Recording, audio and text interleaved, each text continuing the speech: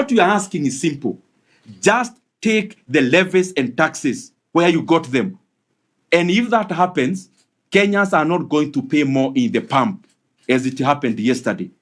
So Kenyans are not requesting the government to do anything.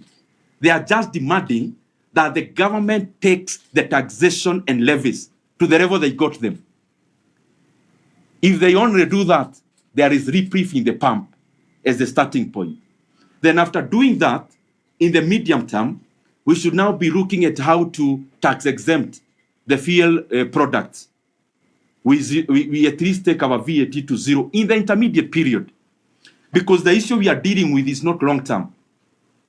How we saw even during the Russia and Ukraine issue is that this issue doesn't take too long. There is already solutions being floated globally.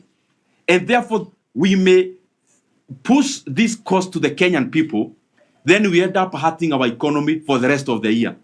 I don't think we need to do that. Kenya has resources to be able to arrest this matter when we can arrest it.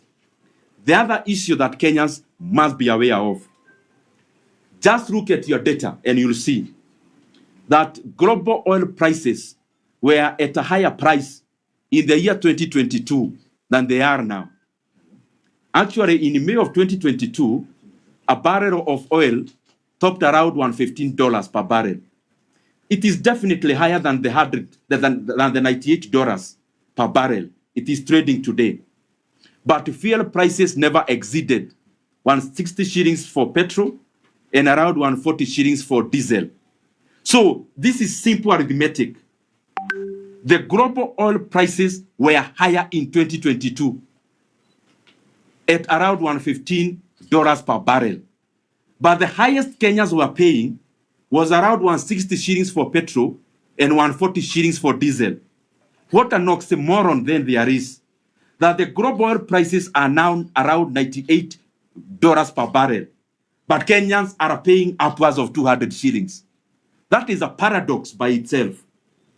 And even when we compare the regional prices, and especially Kenya being a home of a port, and Kenya having mechanisms like fuel stabilization fund